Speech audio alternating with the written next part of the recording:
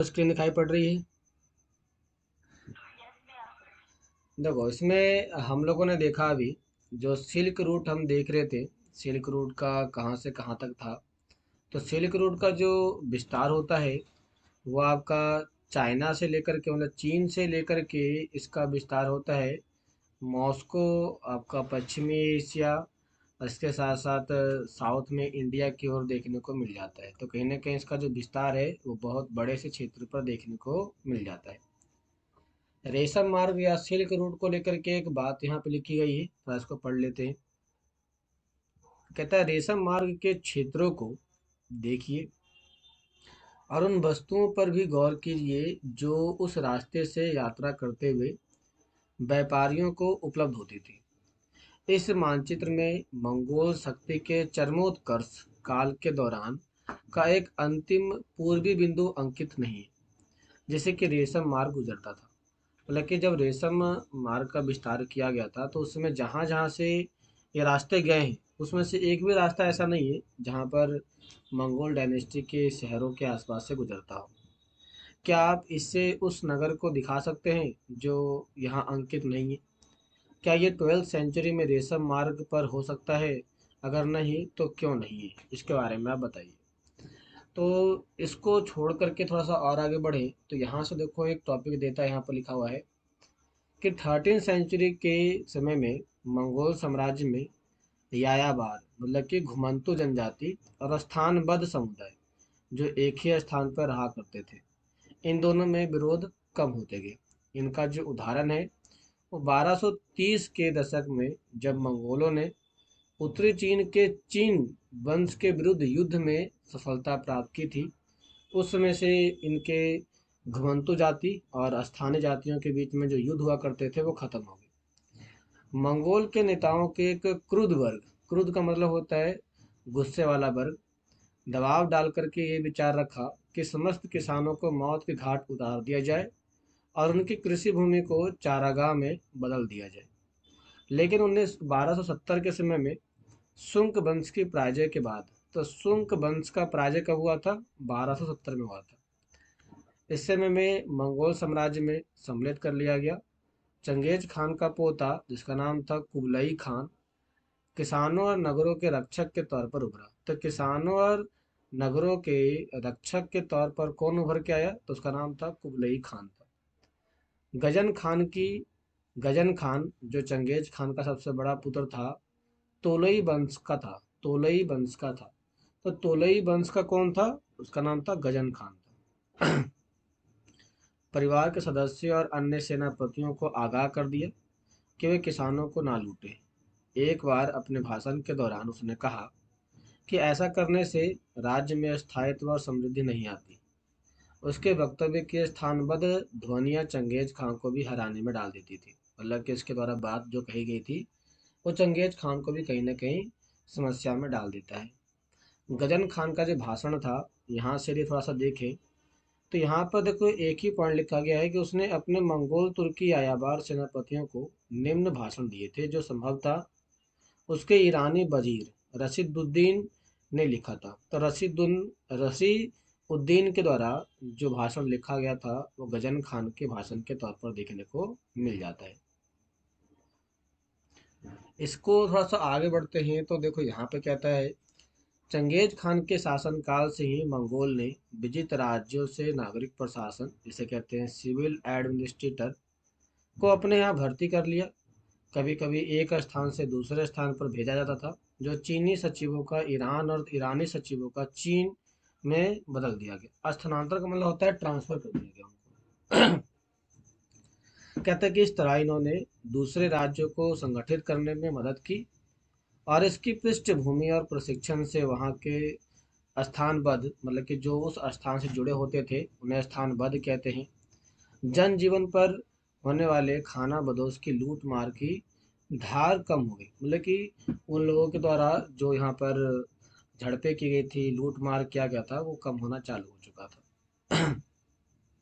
इसके बाद वह कहता है, क्या कहता है कि इसके साथ साथ कि मंगोल शासकों को भी इन पर अब तब तक विश्वास बना रहता था जब तक कि ये प्रशासक अपने स्वामियों के लिए कर को इकट्ठा करने की क्षमता रखते थे। मतलब कि जब तक आप सरकार को टैक्स देंगे तब तक सरकार आपकी सहायता करेगी। आपने टैक्स देना बंद कर दिया, सरकार भी आपकी सहायता करना बंद कर देगी। कुछ प्रशासक काफी प्रभावशाली थे और अपने प्रभाव का उपयोग खानों पर भी कर पाते थे। 1230 में चीनी मंत्री ये लू चुतसाई ने ओगोदेई की लूटने वाली प्रवृत्ति को परिवर्तन कर दिया। अजुबैनी परिवार ने भी ईरान में 13वीं शताब्दी के उत्तरवर्ती काल में उसके अंत में इसी तरह की भूमिका निभाई। वजीर असदुद्दीन ने गजन खान के लिए वह भाषण भी दिया, इसी समय तैयार किया गया था, अपने मंगोल के देशवासियों के समक्ष दिया गया। उसने किसान वर्ग को सताने के बजाय उसकी रक्षा करने की बात मानी। इसके साथ साथ देखा जाए तो और भी इसमें एक नया पॉइंट आता है कि यायावर जो लोग थे वो कहाँ के लोग थे, तो वह स्टेपी घास के क्षेत्र में इनकी मूल आवासी रहती है।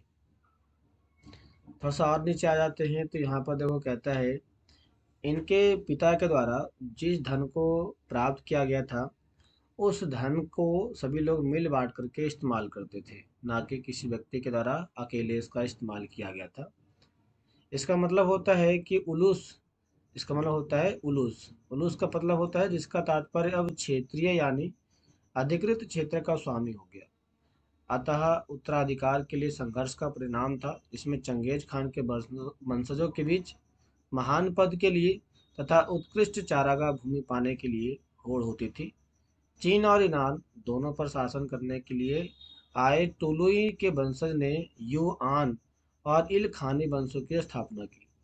तो यहाँ से आता है कि चीन और ईरान दोनों शासकों दोनों के ऊपर शासन करने के लिए किन किन वंशों की स्थापना की गई, तो वो थे टुलुई के वंशज युयान और इल खानी, इन वंशों की स्थापना हुई थी। जोजी ने सुनहरा गिरोह का गठन किया था। तो सुनहरा गोल्डन होर्डर की स्थापना किसने की थी? Golden hoarder. इसकी स्थापना जो किया गया था वह जोजी के द्वारा किया गया था। कहाँ पर? तो रूस के स्टेपी क्षेत्र पर राज करने के लिए इसकी स्थापना किया गया था। जिसे आज के टाइम में हम तुर्किस्तान के नाम से जानते हैं। ये मध्य एशिया तथा रूस के स्टेपी निवासियों में यायावर परंपराएं सबसे अधिक समय तक चलने वाली परंपरा मानी जाती है। तो ये तो थे इसके बारे में इसकी थोड़ी सी जानकारी।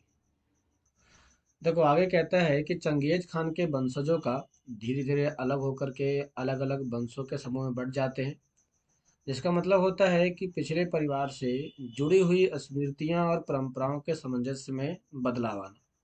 मतलब कि जब भी ये लोग अपने आप से बिछड़ते हैं या अलग होते हैं तो इनकी जो परंपरा होती है, जो संस्कृति होती है, उसमें भी बदलाव देखने को मिल जाता है। अस्पष्टता ये एक कुल के सदस्य में परस्पर प्रतिस्पर्धा के परिणाम स्वरूप होता है। इसी की एक शाखा टोली इदे ने अपने पारिवारिक मतभेदों की वृतांत बड़े निपुणता से अपने संरक्षण में प्रस्तुत किए जा रहे इतिहास में दिया है। मतलब कि हमें यहाँ के जो चंगेज खान की जो पूरा का पूरा फैमिली बैकग्राउंड था इसके बारे में इसमें बताया गया है। बहुत हद तक ये सब चीन और ईरान पर इनके नियंत्रण का और उनके परिवार के सदस्यों के द्वारा बहुत बड़ी संख्या में विद्वानों को अपने यहाँ भर्ती करने का परिणाम था। परिष्कृत रूप से ये कहा जा सकता है कि अतीत से अलग होने का मतलब पिछले शासकों की अपेक्षा प्रचलित शासकों के गुणों को अधिक लोकप्रिय करना था। मतलब कि जो भी यहाँ पर शासक हुए थे उनकी विशेषताओं को और ज़्यादा बढ़ावा देने के लिए इसका काम इस्तेमाल बड़े स्केल पर किया गया था।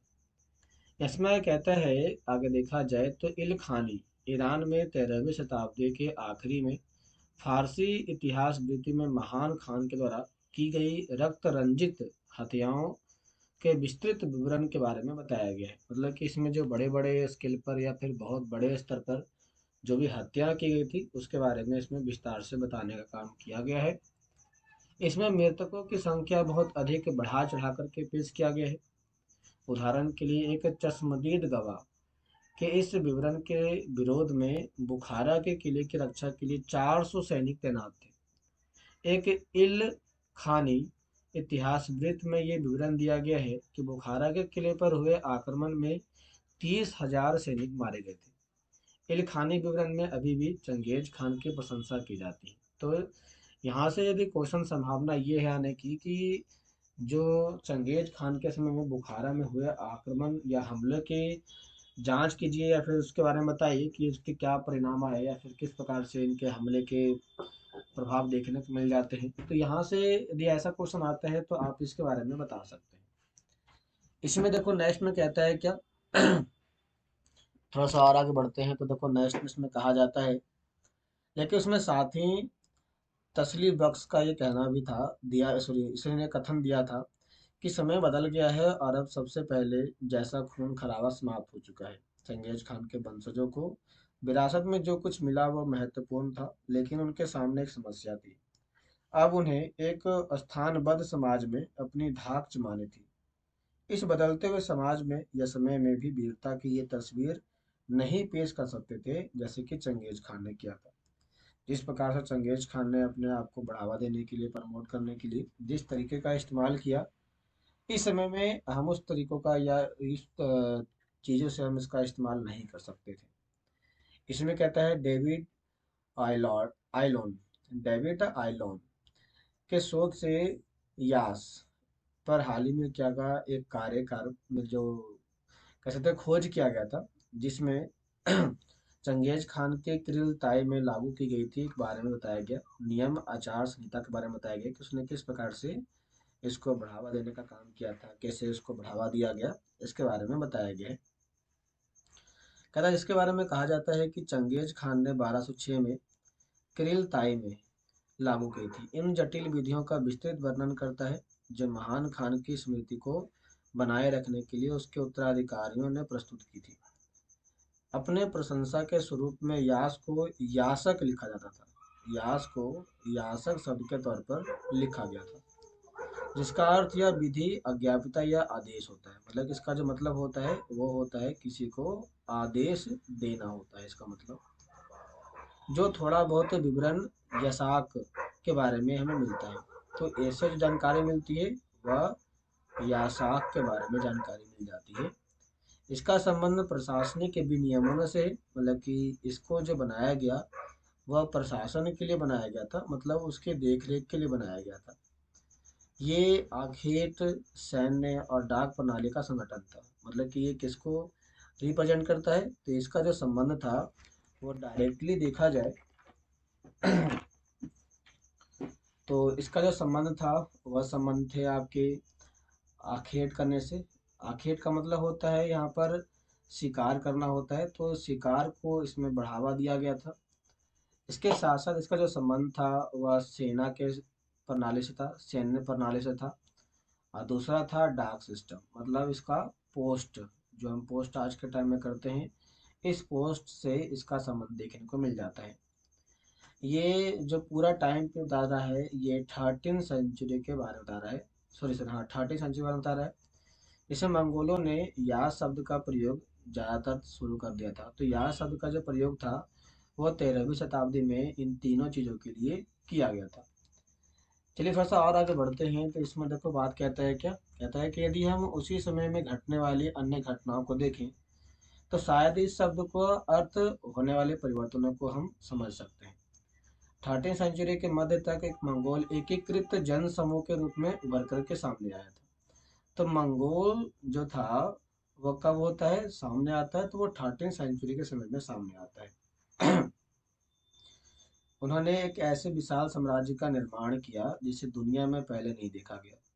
उन्होंने अत्यंत जटिल शहरी समाजों पर शासन किया जिनके अपने अपने इतिहास, संस्कृतियां और नियम होते हैं। मंगोलों का अपने साम्राज्य के क्षेत्रों पर राजनीतिक प्रभुत्व रहा, फिर भी बहुसंख्यक रूप से वे अल्पसंख्यक ही रहे थे। उनकी अपनी पहचान, विशिष्टता की रक्षा का एकमात्र उपाय उस पवित्र नियम के अधिकार के दावे के जरिए हो सकता है जो उन्हें अपने पूर्वजों से प्राप्त हुआ। मतलब कि इस प्रकार की यदि बात करते हैं तो मतलब ये होता है कि चंगेज खान के समय में चंगेज खान के जो भी अधिकार थे वह अधिकार जो था वो अपने बेटों को दिया गया था।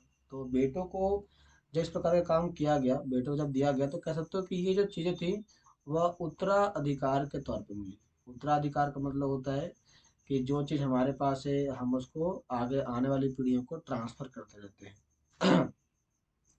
कहता है कि यास मंगोल जनजाति की ही प्रथागत परंपराओं का एक संकलन था। उसे चंगेज खान की विधि संहिता कह करके मंगोल ने भी मूसा या सुलेमान की भांति अपने एक स्मृतिकार होने का दावा किया गया था, जिसकी प्रमाणिक संहिता प्रजा पर लागू की जा सकती थी। और यास मंगोल को समान आस्था रखने वालों के आधार पर संयुक्त करने में सफल हुआ। उसने चंगेज खान और उनके वंशजों से मंगोल की निकटता को स्वीकार किया, और मंगोल ने काफी हद तक, मतलब कि उनके द्वारा बड़े स्केल पर स्थानबद्ध, स्थानबद्ध का मतलब होता है कि एक ही स्थान पर जीवन प्रणाली के कुछ पहलुओं को अपना लिया था। फिर भी यास ने उनकी अपनी कबीलाई पहचान बनाए रखने और अपने नियमों को उन पराजित लोगों पर लागू करने का आत्मविश्वास दिया। कहा गया कि आप इसके ऊपर अपना जो शासन व्यवस्था होती है उसको स्थापित कर सकते हैं। यास एक बहुत ही सशक्त विचारधारा थी। हो सकता है कि चंगेज खान ने ऐसी विधि के लिए कोई योजना पहले से ना बनाई हो, लेकिन वह निश्चित रूप से उसकी कल्पना शक्ति से प्रेरित था, जिसने विश्वव्यापी मंगोल राज्य की संरचना में अहम भूमिका निभाई। तो मंगोल राज्य की संरचना में जो अहम भूमिका निभाई गई वो क्या थी? तो वो था यास थी। यास के द्वारा ही मंगोल राज्य की इतिहास को, वृत्ति को समझने में एक महत्वपूर्ण भूमिका निभाने का काम करता है। निष्कर्ष क्या निकलता है ये देखें। तो निष्कर्ष में कहा जाता है कि आज जब हम चंगेज खान को याद करते हैं तो हमारी कल्पना में ऐसी तस्वीर आती है जो कि विजेता नगरों को ध्वस्त करने वाला और एक ऐसे व्यक्ति की जो हजारों लोगों को मृत्यु के लिए उत्तरदायी होता है। 13वीं शताब्दी के चीन, ईरान, पूर्वी यूरोप के नगरवासी एसटीपी के इन गिरोहों को भय और घृणा की दृष्टि से देखते हैं। फिर भी मंगोल के लिए चंगेज खान अब तक का सबसे महान शासक था। उसने मंगोलों को संगठित किया, लंबे समय तक चली काल कबीलाई लड़ाइयों और चीनियों के द्वारा शोषण से मुक्ति दिलाई। उसने इसको बढ़ावा दिया। उसने पार महाद्वीपीय साम्राज्य को अपना अधिकार क्षेत्र में शामिल किया, व्यापार के रास्ते खोले, बाजार को दोबारा से स्थापित किया। वेनिस के वेनिस के मार्को पोलो की तरह उसने दूर देशों की यात्राएं की। उसने चित्रों के कारण एकमात्र परिप्रेक्ष्य की भिन्नता नहीं बल्कि विचार हमें ये सोचने पे मजबूर करते हैं कि किस तरह से एक दृष्टिकोण को पूरी तरह से मिटा दिया करता था। तो यहाँ पर आप कह सकते हो कि चंगेज खान, जिसे आज के टाइम में विश्व का सबसे बड़ा शक्तिशाली राजा माना जाता है, उसके समय को कहीं ना कहीं उसकी स्मृतियों को अब मिटा दिया गया, क्योंकि उसके साक्ष्य जानकारी हमें आज के समय में बड़े स्केल पर देखने को नहीं मिलते हैं। इसमें कहता है कि कुछ लोगों का कहना कहना है कि 13वीं सेंचुरी के उस छोटे से मंगोल अधिराज्य के बारे में सोचिए जिन्होंने विविध मतों और आस्था वाले लोगों को सम्मिलित किया, क्योंकि इसने अपने सेना में विभिन्न प्रकार के लोग, करेलताई और उइगर समुदाय के लोगों को शामिल किया था। कहता है कि ये समन बौद्ध, ईसाई मत, इस्लाम, लेकिन इन्हें सार्वजनिक नीतियों पर अपने व्यक्तिगत मत कभी नहीं थोपे। मतलब कि इसमें धर्म तो काफी सारे लोग थे, लेकिन कभी भी इसने किसी भी धर्म के लोगों के ऊपर अपने विचारों को थोपने का काम नहीं किया था। इनके प्रशंसकों और हथियारबंद सैन्य दल के रूप में भर्ती किया। इसमें बहुत जातीय लोग थे, अलग अलग भाषा के लोग थे, धर्म के लोग थे। अपनी अलग अलग संविधान का कोई भय नहीं था। एक असामान्य बात थी इस समय के समाज के बारे में। इसमें उन विधियों का अध्ययन करने में लगे जिनके माध्यम से मंगोल अपने बाद में आने वाली शासन प्रणालियों के अनुसरण के लिए आदर्श प्रस्तुत कर सके। मंगोल और किसी भी यायावर समाज के या शासन प्रणाली से संबंधित जिस तरह के प्रलेखन, उनसे ये समझना प्रस्तुत असंभव है कि वह कौन सा ऐसा प्रेरणा स्रोत है जिसने साम्राज्य निर्माण की महत्वाकांक्षा की पूर्ति के लिए अनेक समुदाय में बटे हुए लोगों का एक परिसंघ बनाया। मंगोल साम्राज्य अलग अलग वातावरण में परिवर्तित हो गया और मंगोल समाज के संस्थापक प्रेरणा का एक प्रभावशाली शक्ति बनी रही। 14वीं सेंचुरी के अंत तक राज्य के तैमूर में, जो एक विश्वव्यापी राजा की महत्वाकांक्षा रखता था, तो बात आ जाती है कि जो चंगेज था, पहले चंगेज खान के बाद अब यहाँ पर आ जाता है तैमूर। तैमूर वंश की स्थापना हो जाती है, जो एक विश्वव्यापी राज्य की आकांक्षा रखता था। इसने इसको स्थापित किया और स्वतंत्र संप्रभु की घोषणा की, तो उसने अपने चंगेज खानी परिवार के दामाद के रूप में प्रस्तुति की। लेकिन जो तैमूर था वो भी चंगेज खान के ही परिवार से आता था। दशकों के रूसी नियंत्रण के बाद मंगोलियों के एक स्वतंत्र राष्ट्र के रूप में अपनी पहचान बनाया। चंगेज खान को एक महान राष्ट्र नायक के रूप में लिया गया, जिसका सार्वजनिक रूप से सम्मान किया जाता था, जिसकी उपलब्धियों का वर्णन गर्व से किया गया। और मंगोलियों के इतिहास में इस निर्णायक समय में चंगेज खान एक बार फिर मंगोलों के लिए एक आराध्य भक्ति या व्यक्ति के तौर पर उभर के सामने आता है, जो महान अतीत की स्मृतियों को जागृत कर राष्ट्र की पहचान बनाने की दिशा में शक्ति प्रदान करने के साथ साथ राष्ट्र की भविष्य की ओर ले जाने का काम करता है। तो इसी के साथ हमारा जो चैप्टर होता है वह पूरा खत्म होता है क्लास। ठीक है।